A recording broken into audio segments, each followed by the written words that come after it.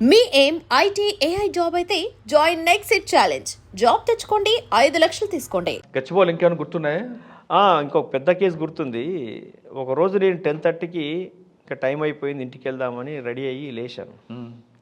నాకు ఎదురుగా central university students ఎదురయ్యారు police స్టేషన్లో. అదే కొత్త బిల్డింగ్. అవును.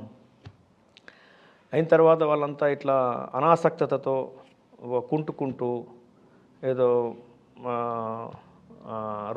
రోగగ్రస్తులాగా ఎదురయ్యారనమాట. ఇద్దరు జంట, వాళ్ళంటే కొంతమంది స్టూడెంట్స్ రాగానే వాళ్ళు చెప్పిన విషయాన్ని బట్టి గ్యాంగ్ రేప్ జరిగిందని చెప్తున్నారు.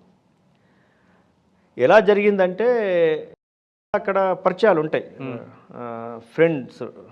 అవునండి, యూనివర్సిటీలో ఉంటారు, వేరే వేరే స్టేట్ నుంచి వస్తుంటారు ఫ్రెండ్స్, క్లాస్మేట్స్ ఇద్దరు, బాయ్ అండ్ గర్ల్. ఒక మూన్ లేక్ ఏరియా అని ఉంటుంది. అవును. చెరువు ఉంటుంది, ఒక పెద్ద రాయి ఉంటుంది, రప్ప ఉంటుంది, అంతా అక్కడ కూర్చొని అక్కడే మాట్లాడుకుంటుంటారు. గోడ దూకి 5 వేగా బ్యాండ్స్, 4 గోడ దూకి వచ్చేసి వీళ్ళ దగ్గర సెల్ ఫోన్ లాక్కొని, ఒక చైన్ లాక్కొని, వాళ్ళ దగ్గర ఉన్నటువంటి పర్సు ఏదో లాక్కొని వెళ్ళిపోవాలనుకున్నారు వాళ్ళు.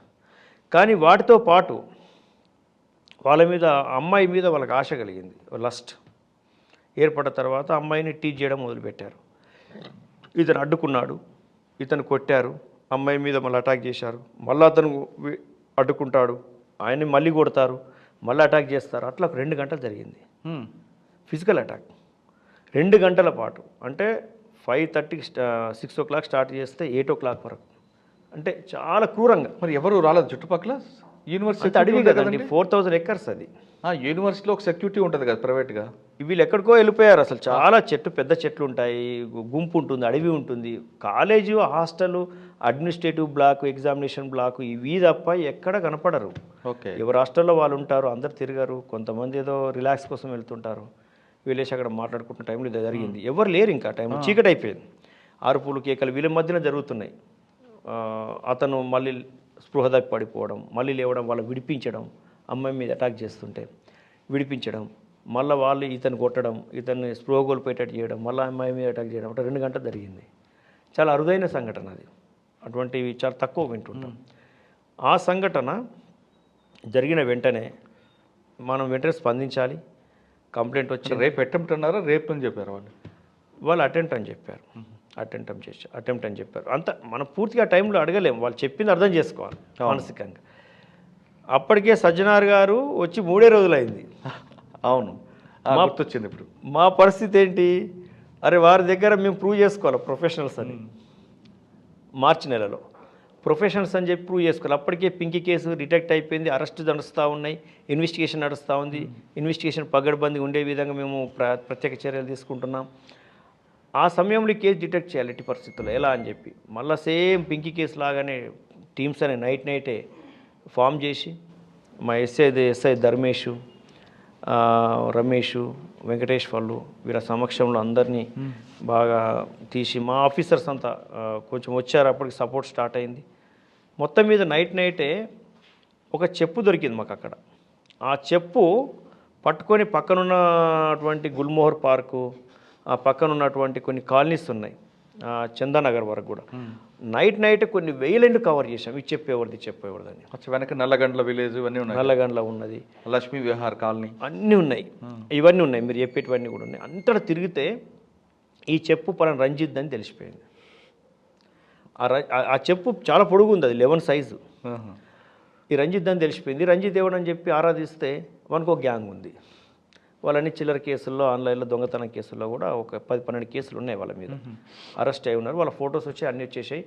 నైటు మేము ప్రయత్నం 11 o'clock 11:30కి మొదలు పెడితే 4:30 కల్లా ఎర్లీ మార్నింగ్ కేసు డిటెక్ట్ అయిపోయింది.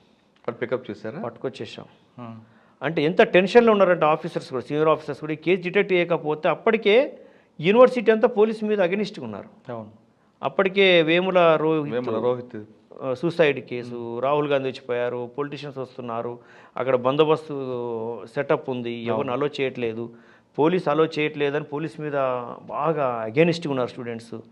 అంత ఉన్నటువంటి అటువంటి అట్మాస్ఫియర్లో ఈ సంఘటన జరిగింది. అంటే అదొకటే కాకుండా ప్రీవియస్ రికార్డ్ తీసుకుంటే యూనివర్సిటీలో గ్యాంగ్ రేపులు జరిగేవండి, ఇప్పుడు కాదు. అప్పుడు ఆ చందానగర్ లిమిట్స్లో ఉండేది అది. కాబట్టి అదొక అవును ఇష్యూ ఉంది అక్కడ. ఇష్యూ ఉంది. ఈ ఇష్యూ కంటే కొద్ది రోజుల ముందే మలబార్ లేక్ అని చెప్పి, అంటే అక్కడ ఒకటి న్యాచురల్ ఒక లేక్ ఏర్పడ్డది. అది అక్కడ ఎగ్జాబిషన్ చేయడం వల్ల ఒక లేక్ ఏర్పడ్డది. అక్కడ ఏదో బీర్ బాటిల్ తెచ్చుకొని తాగేసి అక్కడ ఈత కొడితే చచ్చిపోయాడు. ఆ సంఘటన జరిగింది. అది ఎట్లా మర్డరా, అది యాక్సిడెంటల్గా జరిగిందా అనేది తేల్చడం కోసం ఆమె డిమాండ్ ప్లేస్ అయింది. అది నేనున్నప్పుడు జరిగింది. కొద్ది రోజులకి ఇది జరిగింది. అంతకుముందు అది ఇట్లా అంతా ఒక నెగిటివ్ అట్మాస్ఫియర్ క్రియేట్ అయి ఉంది స్టేట్ మీద, వ్యవస్థ మీద, పోలీస్ మీద. దీని నుంచి బయటపడడం ఎలా ఆ సమయంలో, దట్టు ఉమెన్కి జరిగింది, వాళ్ళని పట్టుకోవాలి. ఆ కసితోని ఆ ప్రయత్నం జాగ్రత్త చేయడం వల్ల దొరికారు, పట్టుకున్నాం. ఎర్లీ మార్నింగ్ 5:30కి సిపి గారికి మెసేజ్ పెట్టాం. వారు కూడా నిద్రపోకుండా మానిటర్ చేశారు. కాంగ్రాట్స్ అని చెప్పారు, శబాష్ అన్నారు. ఆ కేసులో సిస్టమేటిక్గా వర్క్ చేయడం వల్ల, నైటే మేము డిటెక్ట్ చేయడం వల్ల తెల్లవారి కొన్ని వేల మెసేజెస్ స్టూడెంట్స్వి మమ్మల్ని పొగుడుతూ, అప్పటికి తెలంగాణ కొత్తగా ఫామ్ అయి ఉంది, కేటీఆర్ గారికి, సీఎం గారికి, డీజీ గారికి శబాష్ తెలంగాణ పోలీసు, గచ్చిబౌలి పోలీసు, నా పేరు మెన్షన్ చేస్తూ మెసేజ్లు ఫామ్ చేసి పెట్టడం జరిగింది. వాడు ఎందుకు చేశాడండి? వాళ్ళు అక్యూజ్డ్ ఇంటెన్షను వాళ్ళ దగ్గర ఉన్న చైన్ లాక్కోవాలి, ఫోన్ లాక్కోవాలనేది. వీళ్ళు రిలక్టెంట్గా ఉన్నారు, ఇవ్వలేదు.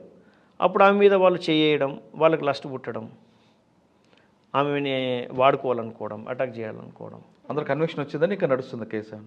ఆ కేసు ఇంకా నడుస్తుంది.